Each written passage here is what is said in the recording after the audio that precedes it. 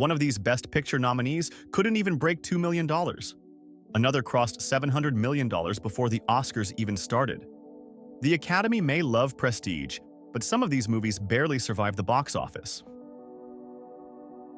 This one's sitting in the just happy to be here category.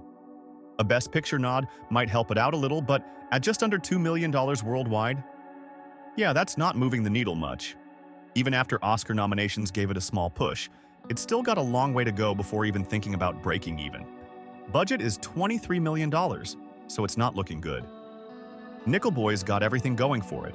Strong source material, major awards recognition, but it's struggling with the same issue a lot of prestige films face. Older audience appeal, not much mainstream buzz. Based on a Pulitzer Prize-winning novel, should have been a bigger deal. But as of now, it's the lowest-grossing Best Picture nominee this year. 3.5 hours long, that's a tough sell. Even with a 15-minute intermission, getting people into a theater for that kind of runtime is a challenge. The Oscar buzz helped a little. Ticket sales picked up after nominations, and at only a $10 million budget, it's actually on track to turn a modest profit. But nobody made this movie for the box office. It's pure art house prestige, the kind of thing critics go wild for, but the average audience is not exactly rushing out to see it. Visually stunning, deeply ambitious, but more about legacy than dollars. Exactly where you'd expect it to land, beloved by critics, barely making a dent financially. Netflix grabbed the rights early, so most people in the US watched Emilia Perez at home. But internationally, it's a different story. It did really well in Europe, especially after a big Cannes debut in 2024. Theaters are still running it in some countries, but at this point, most people are just streaming it instead. Now, the big debate: how did this end up with 13 Oscar nominations? That's the part that's throwing people off. Some critics loved it, but the backlash is real. A lot of people don't think it deserves to be here at all, and that kind of mixed reaction isn't great for keeping momentum going. After Fernando Torres' surprise Golden Globe win, I'm Still Here went from an under-the-radar indie to an unexpected Best Picture contender. It's not pulling in massive box office numbers, but with a tiny $1.5 million budget, it's already in the clear. Most of its money is coming from international markets, and with the US release set for February 7th, there's still room for a boost. That being said, it's up against heavy hitters. Even with the Best Picture nomination giving it a push, there's no real shot of it outgrossing the bigger names in the race. But nominations sell tickets, and Torres alone has turned this one into a must-see for a lot of people. Out of all the Best Picture nominees, Anora is sitting in that sweet spot, big enough to be a financial success, but still carrying that indie underdog energy. Sean Baker's comedy drama has way more mainstream appeal than some of its competitors, and it's showing. This thing was made for just $6 million, so it's been in the profit zone for a while now. It's also Baker's highest-grossing film to date, which is huge for his career. At this point, Anora has settled into that mid-tier range among the nominees, not a box office giant, but way past just breaking even. Now that it's available to rent, its theatrical numbers are probably going to level off, but for an indie like this, a massive win. Big stars, prestige director, Oscar bait, a complete unknown is exactly the kind of movie that usually prints money.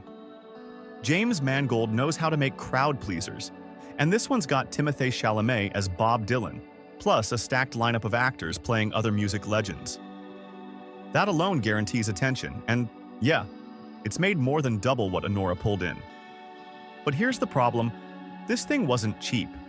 Production cost somewhere between $60 and $70 million before marketing. So even at nearly $76 million, it's nowhere near turning a real profit. The studio is keeping it in theaters as long as possible, probably hoping for a slow burn, but an 18% drop over the last weekend doesn't look great.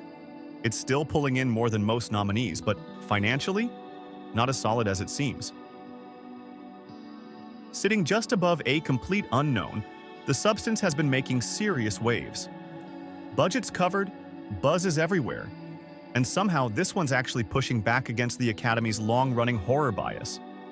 Turns out, people love a movie with a bold concept and an actor absolutely going for it.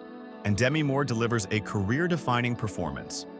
Awards bodies are paying attention, audiences can't stop talking about it, and yeah, it's still hanging around in some theaters, riding the Oscars hype. But if you missed it, no problem. It's also up for rent and streaming. A massive win for horror, and a huge moment for Moore and Margaret Qualley, who made Oscars history by playing two versions of the same character.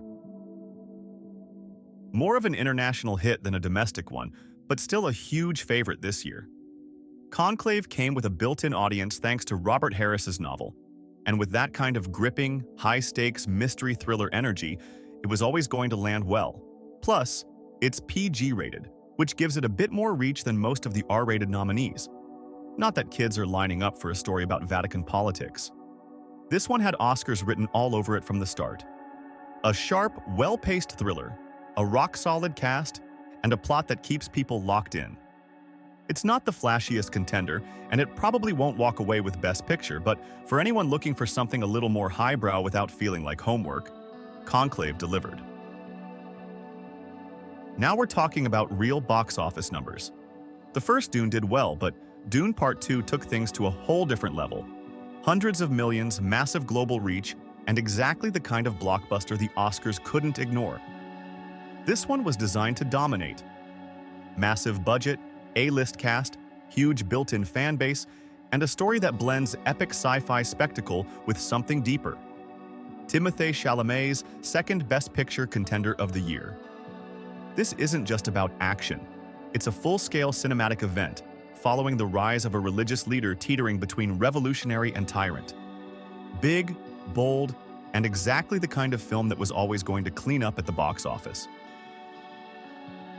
And then, of course, there's Wicked, the undisputed box office juggernaut of the year.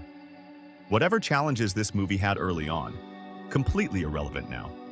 Cynthia Erivo and Ariana Grande crushed it. This was always going to be a moneymaker, huge Broadway fan base, family-friendly appeal, all the right ingredients. But it didn't just meet expectations, it blew past them. Right now it's slowing down at the box office and settling into digital, but it's still going to stick around in theaters through Oscar season. It's not taking home Best Picture, but as far as impact goes, no contest. Wicked isn't just a nominee, it's a cultural moment.